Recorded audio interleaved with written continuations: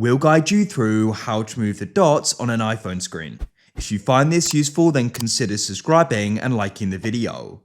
So these can go and get annoying. You may not want them there and you're not even sure why they're there.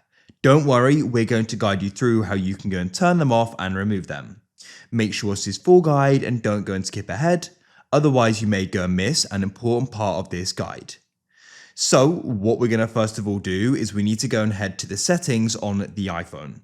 So first of all, what are these? Well, these are a setting essentially which you can turn on to go and help if you go and feel ill or sick in a car or when you're moving.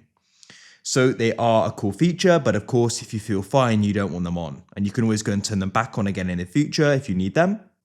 So what we then need to do is go and scroll down and you need to go into accessibility. So you go and find that there. If you struggle to go and find it, you can use a search at the bottom. Then what you need to do is you need to go down and find motion. And you need to go and find vehicle motion cues and go and tap there. So you can go and see at the moment they're set on. You could have it set to automatically in vehicle or just set it to off. That's it. They've now gone, as you can see. And so that's it.